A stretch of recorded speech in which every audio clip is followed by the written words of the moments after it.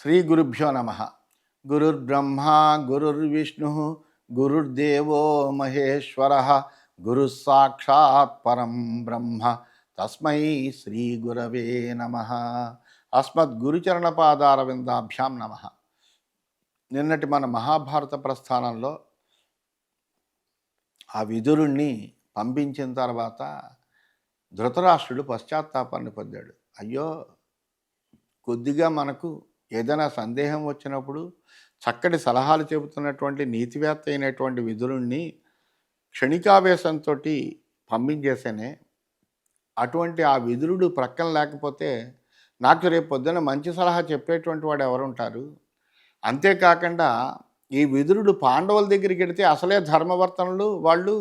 అటువంటి వాళ్ళకి ఈ విదురుడు లాంటి ఒక నీతివేత్త సహాయకుడిగా ఉంటే ఇంకా వాళ్ళకి అభివృద్ధి కలుగుతుంది అని మనస్సులో కొంత బుద్ధి కలిగినటువంటి వాడయ్యి వెంటనే ఆ విదురుణ్ణే స్మరిస్తూ, విదురుడు లేకపోతే ఎట్లా కానీ అతడి యొక్క స్మరణ చేతనే అతన్నే స్మరిస్తున్నటువంటి వాడై మోహితుడైనటువంటి వాడై మూర్ఛ పొంది ఆ సంజయుడిని పిలిచి, మహానుభావ నువ్వు వెళ్ళి వెంటనే విదురుణ్ణి తీసుకురా అని చెప్పాడు. అంటే అప్పుడు ఆ సంజయుడు కామ్యక వనానికి వెళ్ళాడు. అక్కడ చక్కగా అందరితోటి పరివేష్టుడితడైనటువంటి ధర్మరాజును చూశాడు. ఆయనకి అలాగే ఆ ధర్మరాజు కూడా ఆ సంజయుడికి స్వాగతం చెప్పాడు. అప్పుడు కుశల ప్రశ్నలు అయిన తర్వాత అప్పుడు సంజయుడు యుధిష్ఠిరుడితో, ఏమిటా నీ రాకకి గల కారణం ఏమిటని యుధిష్ఠిరుడు ప్రశ్నిస్తే అప్పుడు సంజయుడు ఈ విధంగా చెబుతున్నాడు. రాజా స్మరతి తే క్షప్తః ధృతరాష్ట్రో అంబికాసుతః తంపస్య గత్వా త్వం క్షిప్రం సంజీవయ చ పార్థివం. సంజయుడు చెబుతున్నాడు, ఓ విదుర మహాశయ, అంబికాసుతుడైనటువంటి ధృతరాష్ట్ర మహారాజు నిన్నే స్మరిస్తున్నాడయ్యా. నువ్వు శీఘ్రంగా వెళ్ళి ఆయన చూడు. ఆ రాజు నువ్వు లేకపోతే కనుక ప్రాణాలను వదిలిపెట్టేస్తానన్నాడు, అందువలన ఆయన బతికించవయ్యా అన్నాడు. సో అనుమాన్య నరశ్రేష్ఠాన్ పాండవాన్ కురు నందనాన్ నియోగాత్ రాజసింహస్య గంతుమర్హసి సత్తమా. అందువలన ఓ విదుర, నరశ్రేష్ఠులు కురునందనులైనటువంటి పాండవుల యొక్క అనుమతి తీసుకుని రాజసింహుడైనటువంటి ధృతరాష్ట్రుడి యొక్క శాసనం ప్రకారం ఆయన దగ్గరికి వెళ్ళవలసింది అని చెప్పాడు. ఏవముక్తస్తు విదురః ధీమాన్ స్వజనవల్లభ యుధిష్ఠిరస్య అనుమతే పునరాయాద్ గజాహ్వయం తమబ్రవీన్ మహాతేజాః ధృతరాష్ట్రో అంబికాసుతః దిష్ట్యా ప్రాప్తోసి ధర్మజ్ఞా దిష్ట్యా స్మరసి మే అనఘా. సంజయుడు ఇలా చెప్పేటప్పటికి వెంటనే ధీశాలైనటువంటి మంచి నీతివేత్త అయినటువంటి విదురుడు యుధిష్ఠిరుడి యొక్క అనుమతి తీసుకుని హస్తినాపురానికి తిరిగి వచ్చాడు. మహా తేజస్వి అయినటువంటి అంబికాసుతుడైనటువంటి ధృతరాష్ట్రుడు అతనితోటి, ధర్మజ్ఞ, మళ్ళీ నేను నా భాగ్యం చేత నిన్ను పొందానయ్యా. నా భాగ్యవశం చేత నన్ను నువ్వు గుర్తుంచుకున్నావు, నేను పిలవగానే మళ్ళీ వచ్చావు అని ఆ విదురుడితో అన్నాడు.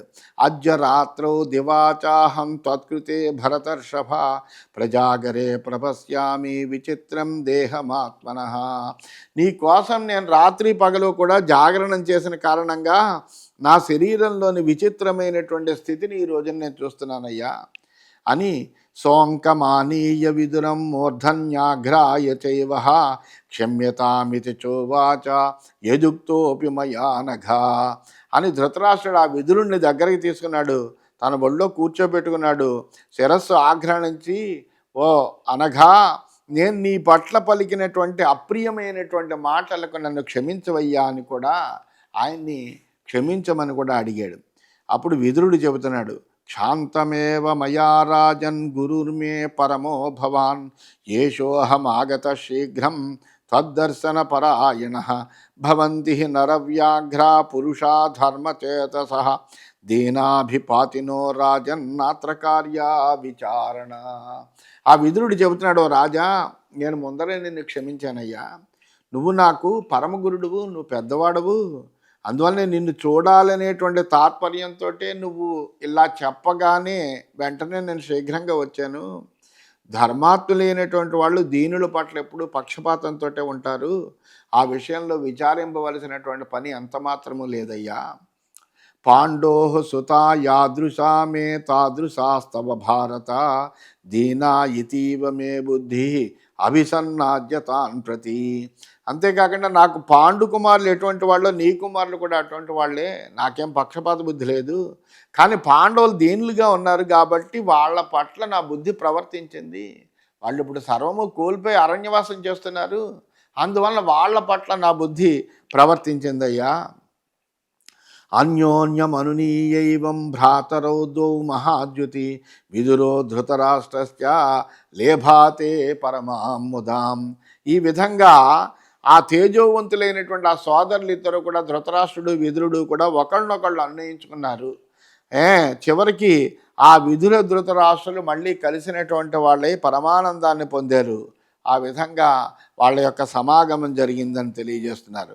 ఇది శ్రీమన్ మహాభారతే వనపర్వణి అరణ్యపర్వణి విదుర ప్రత్యాగమనే షష్ఠోధ్యాయ. ఈ విధంగా శ్రీమన్ మహాభారతంలో వనపర్వంలో అరణ్యపర్వం అనే ఉపపర్వంలో విదుర ప్రత్యాగమనం అనేటువంటి 6వ అధ్యాయం పూర్తయింది. 7వ అధ్యాయంలోకి మనం ప్రవేశించాం. ఇది ఎలా ఉండగా వైశంపాయన ఉవాచ. వైశంపాయనుడు చెబుతున్నాడు జనమేజయ మహారాజుకో, జనమేజయ మహారాజా, ఈ విధంగా అక్కడ కామ్యక వనంలో వనవాసం చేస్తూ పాండవులందరూ ఉన్నారయ్యా. అలాగే ఇక్కడ ధృతరాష్ట్రుడు విదురుడు సంజయుడు ఈ విధంగా మాట్లాడుకుంటూ మళ్ళీ వీళ్ళు కలిశారయ్యా.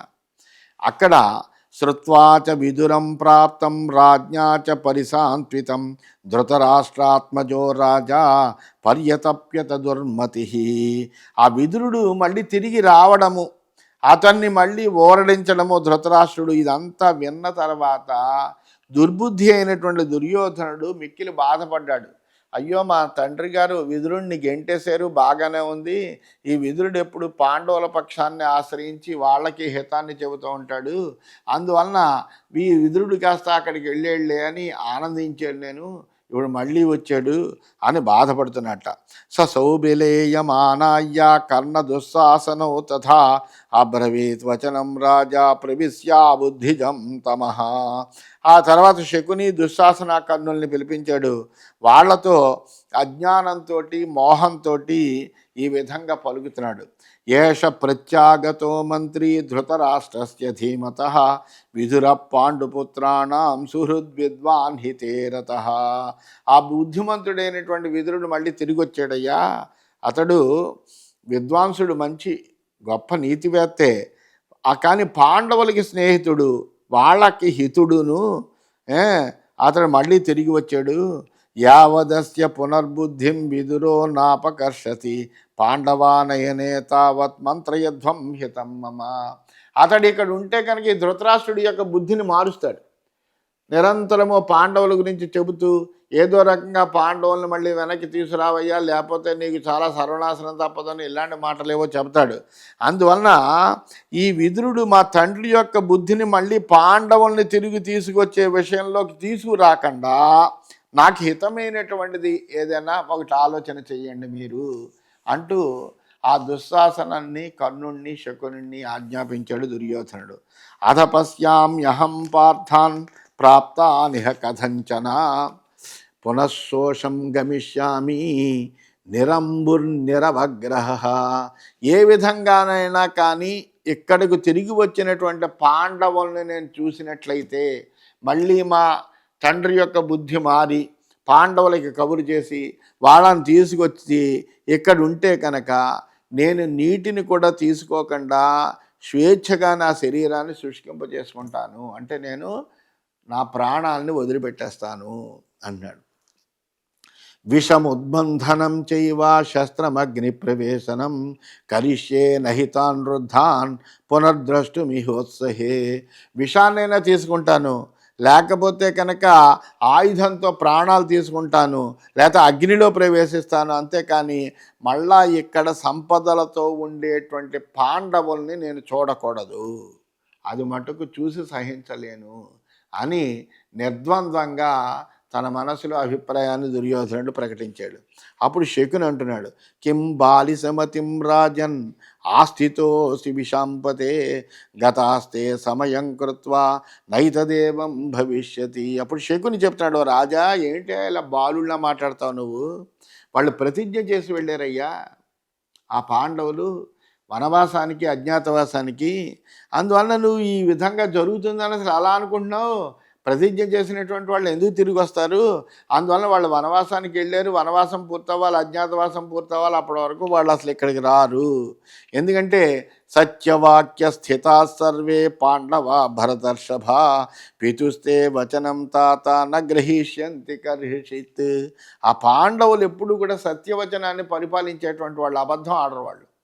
అందువల్ల వాళ్ళు ఒక ప్రతిజ్ఞ చేశారు కాబట్టి దాన్ని నిలబెట్టుకుంటారు తప్ప నీ తండ్రి మళ్ళీ తిరిగి వచ్చేయమన్నా నీ తండ్రి మాటను వాళ్ళు ఇప్పుడు స్వీకరించరయ్యా. అథవా తే గ్రహీష్యంతి పునరేష్యంతి వా పురం నిరస్య సమయం సర్వే పణోస్మాకం భవిష్యతి. ఒకవేళ నీ తండ్రి మాటలే కనుక గ్రహించి ప్రతిజ్ఞను కూడా వదిలిపెట్టి వాళ్ళు తిరిగి హస్తినాపురానికి వచ్చారనుకో, అప్పుడు ఏం చేయాలి అంటే మన వ్యవహారం ఈ విధంగా ఉండాలి మనము. అంతేకాని మనలో ఏ పొరపచ్చాలు రాకూడదు. సర్వే భవామో మధ్యస్థా రాజ్ఞశ్చంద అనువర్తిన ఛిద్రం బహు ప్రపశ్యంత పాండవానాం సుసంవృతా. మనమంతా కూడా రాజు ఆజ్ఞను పరిపాలిస్తూ మధ్యస్థులుగా ఉందాం. అంటే అంగీకరించినట్టుగా కాదు, అంగీకరించినట్టుగా కాదు, రహస్యంగా పాండవుల్లో ఉండేటువంటి బలహీనతల్ని కనిపెడదాం మనం, కనిపెట్టి ఏదో చేద్దాము అన్నాడు. అంటే అప్పుడు దుశ్శాసనుడు అంటున్నాడు, ఏవమేతన్ మహాప్రాజ్ఞ యథావధసి మాతుల నిత్యం హిమే కథయత తౌ బుద్ధిర్విరోచతే. వెంటనే దుశ్శాసనుడు అన్నాడు, మామ నువ్వు చాలా చక్కగా మాట్లాడావు, నువ్వు చెప్పిన విధంగానే చేద్దాము.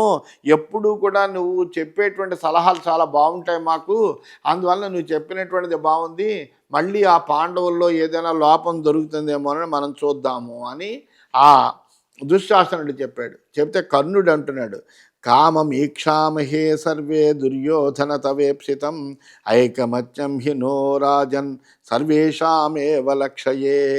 కర్ణుడు అంటున్నావు, రాజా దుర్యోధన, మేమంతా నీకు ఇష్టమైనటువంటి కోరికను తీర్చడానికే నిరీక్షిస్తున్నాము. ఈ విషయంలో మనం అందరం ఐకమత్యంగానే ఉందాము, అందులో ఏ విధమైనటువంటి సందేహం లేదు.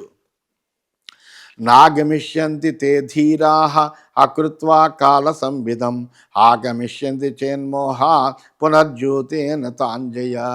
వాళ్ళు ధీరులైనటువంటి వాళ్ళు, అట్లాగే సత్యవచనము కలిగినటువంటి వాళ్ళు. అందువలన వాళ్ళు ప్రతిజ్ఞాకాలాన్ని పూర్తి చేయకుండా తిరిగి రారు, అందులో ఏ విధమైన సందేహము లేదు.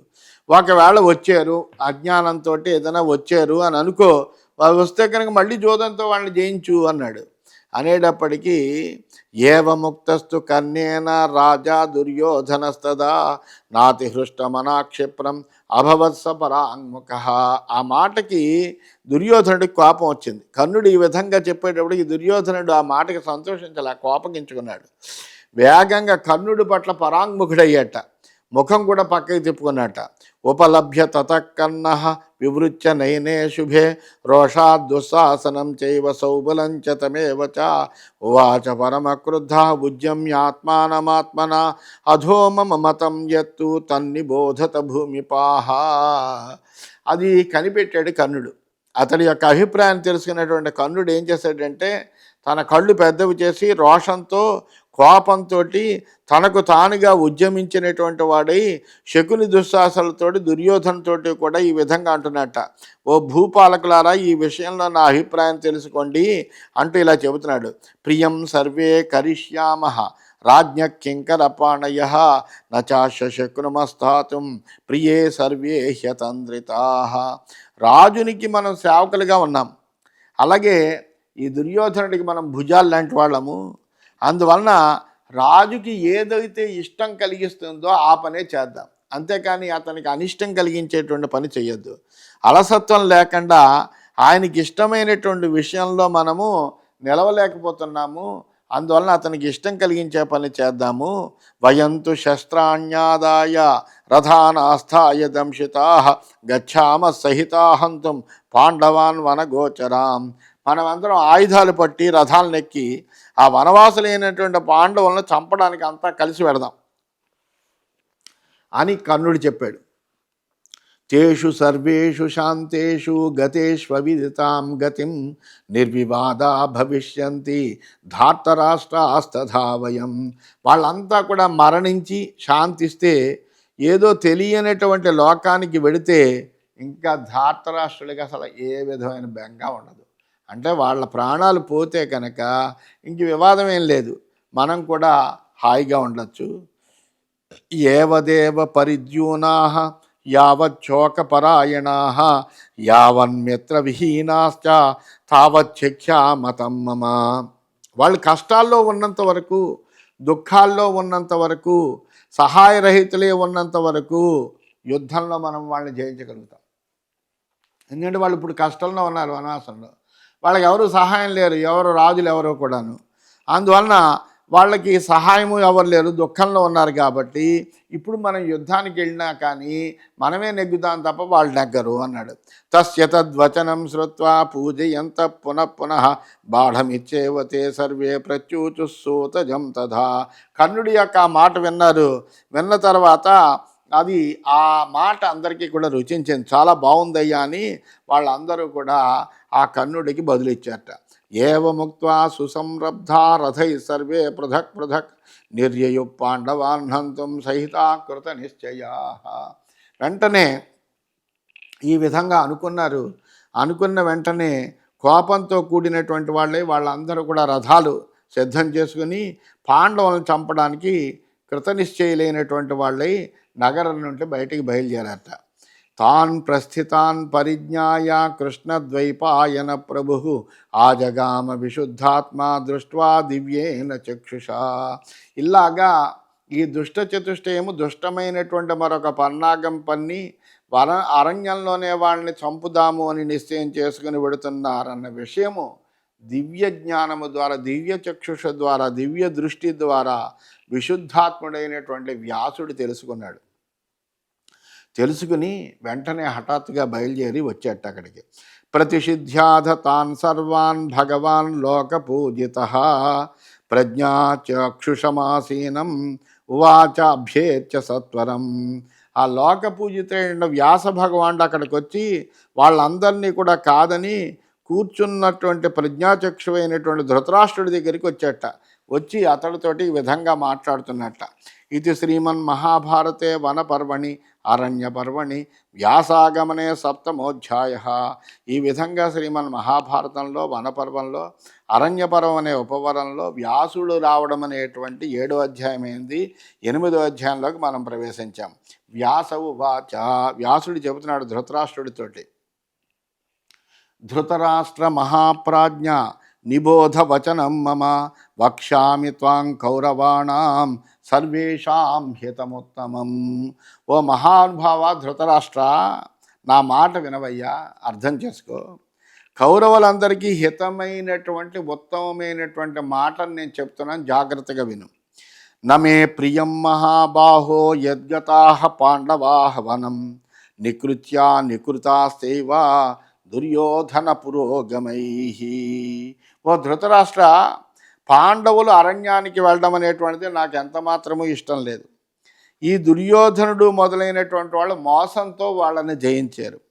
తే స్మరంతః పరిక్లేశాన్ వర్షే పూర్ణే త్రయోదశే విమోక్ష్యంతి విషంక్రుద్ధాః కౌరవేయేషు భారత. అంతేకాకుండా 13 సంవత్సరాలు పూర్తి కాగానే వాళ్ళు తాము అనుభవించినటువంటి కష్టాలన్నింటినీ కూడా నిత్యము స్మరించినటువంటి వాళ్ళై స్మరించుకుంటూ కోపంతో కౌరవుల మీద విషం కక్కుతారు. అందులో ఏమీ సందేహం లేదు. అంటే యుద్ధం అనేటువంటిది వస్తుంది. తదయం కిన్ను పాపాత్మా తవ పుత్ర సుమందధీ పాండవాన్ నిత్య సంక్రుద్ధ రాజ్యహేతోర్జిఘాంసతి.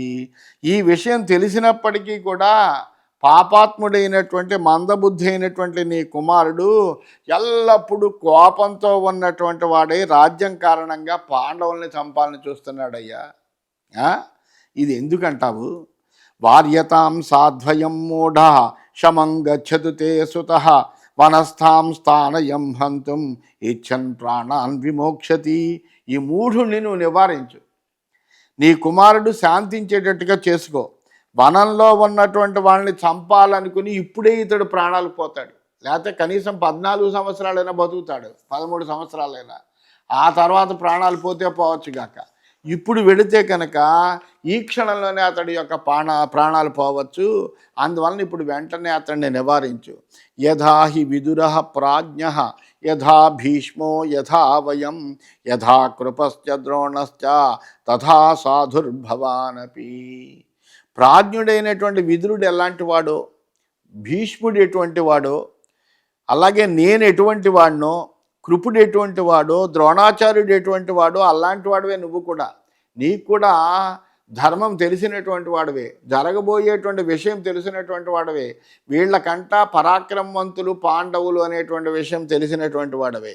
అందువలన విగ్రహో హి మహాప్రాజ్ఞ స్వజనేన విగర్హితః అధర్మ్యమయశస్యం చ మాం రాజన్ ప్రతిపద్యతాం. అందువలన ఓ మహాప్రాజ్ఞ, స్వజనులతో కలహం మిక్కిలిగా నిందింపబడింది. ఎప్పుడూ కూడా మన వాళ్ళతో మనమే యుద్ధం చేసుకోవడం అనేటువంటిది ఎప్పుడూ మంచిది కాదు. ఇది అధర్మమైనటువంటిది, అప్రతిష్టాకరమైనటువంటిది కూడాను. నువ్వు దాన్ని అంగీకరించకు.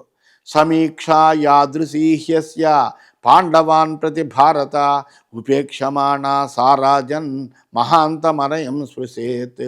పాండవులను గురించి ఈ దుర్యోధనుడి యొక్క ఆలోచనను కనుక ఉపేక్షించేవో అది పెద్ద అత్యాచారానికి దారితీస్తుంది, అందులో సందేహం లేదు. అందువల్ల అధవాయం సుమందాత్మ వనం గచ్చతు తే సుతః పాండవై సహితో రాజన్ ఏక ఏవ అసహాయవాన్. ఈ మందబుద్ధి అయినటువంటి నీ కుమారుడు దుర్యోధనుడు అక్కడు తోడెవరు లేకుండా వనానికి వెళ్ళి పాండవులతో పాటుగా ఉండాలి. వీడు అసలు శుభ్రంగా పాండవులతో వనవాసం చేస్తూ ఆ పాండవులతో ఉంటే కనుక చాలా మంచిది. అంతేకాని పాండవులతో విరోధం అనేటువంటిది మంచిది కాదు. ఎందుకంటే తత సంసర్గజ స్నేహ పుత్రస్య తవ పాండవై యది స్యాత్ కృత కార్యోద్యా భవేస్త్వం మనుజేశ్వర. ఓ రాజా, వాళ్ళ సంసర్గం వలన ఈ 12 సంవత్సరాలు అలాగే అజ్ఞాతవాసం 1 సంవత్సరము కనుక వాళ్ళతో పాటుగా నీ కుమారుడు కూడా వెళ్ళి వాళ్ళ స్నేహంతో కనుక ఉంటే కనుక, వాళ్ళ పట్ల స్నేహం కలిగితే కనుక, వాళ్ళ సంసర్గం వలన అప్పుడు ఇతడికి వాళ్ళకి మధ్యన అనురాగం వృద్ధి చెందుతుంది. అప్పుడు నువ్వు కృతార్థుడు అవుతావు. ఎందుకంటే నీ పుత్రులకి ఏ విధమైనటువంటి బాధ కలగకుండా. అథవా జాయమానస్య యచ్చీలమనుజాయతే శ్రూయతే తత్ మహారాజా నామృతస్యాపసర్పతి కథం వా మన్యతే భీష్మః ద్రోణోధ విదురోపి వా భవాన్ వాత్ర క్షమం కార్యం పురాణో అర్ధో అభివర్ధతే. ఓ మహారాజా, పుట్టుకతో పాటు ఒకటికి ఏర్పడినటువంటి దుర్గుణం ఉంటుంది. ఆ దుర్గుణం చచ్చే వరకు పోదు. మధ్యలో దాన్ని ఏదో రకంగా పోగొడదామని ప్రయత్నం చేసినప్పటికీ కూడా అది పోదు. అందుకనే పుట్టుకతో వచ్చిన బుద్ధి పొళ్ళలతో కానీ పుడకలతో కానీ పోదు అని చెప్తారు. ఎందుకంటే వాడు మరణించే వరకు కూడా అటువంటి వెధవ బుద్ధి వాడిని అలా ఆశ్రయించుకునే ఉంటుంది. ఈ విషయంలో భీష్ముడు, ద్రోణుడు, విదురుడు నువ్వు అసలు ఏమనుకుంటున్నారు? ఇప్పుడు చేయదగినటువంటి పనిని ముందు చెయ్యాలి, లేకపోతే మీ ప్రయోజనం నశిస్తుంది. వీళ్ళని వనవాసంలో ఉన్నటువంటి పాండవుల్ని చంపడానికి వీళ్ళు వెళుతున్నారు. వీళ్ళు వెళితే కనుక వీళ్ళ నాశనాన్ని వీళ్ళు కొని తెచ్చుకునేటువంటి వాళ్ళు అవుతారు. అందువలన నువ్వు వెంటనే ఇటువంటి దుష్కృత్యాన్ని నివారించాలి. ఎందుకంటే జోదంలో ఒక ఒడంబడిక చేసుకున్నారు.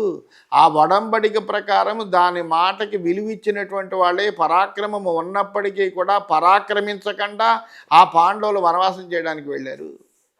లేకపోతే అప్పుడే ఆ క్షణంలోనే యుద్ధం చేస్తే కూడా మీ కౌరవులందరూ కూడా నాశనం తప్పదు. అందువలన అటువంటిది లేకుండా ధర్మానికి తప్పకుండా వాళ్ళు వనవాసానికి వెళ్ళారు. ఆ వనవాసానికి వెళ్ళిన తర్వాత వాళ్ళని మళ్ళీ మధ్యలోనే ఇప్పుడే అసహాయంగా ఉన్నారు కాబట్టి చంపేద్దామనే దుష్టమైన ఆలోచనతోటి వీళ్ళు వెళుతున్నారు. ఇది ఎంత మాత్రమో తగదు. ఇటువంటిది నువ్వు నివారించకపోతే కనుక చాలా ఇబ్బందుల్లో పడతావు సుమా అంటూ ఆ వ్యాస భగవానుడు ధృతరాష్ట్రుడికి ఉపదేశం చేస్తున్నాడు. ఇంకా చాలా మంచి విషయాలు కూడా చెబుతాడు.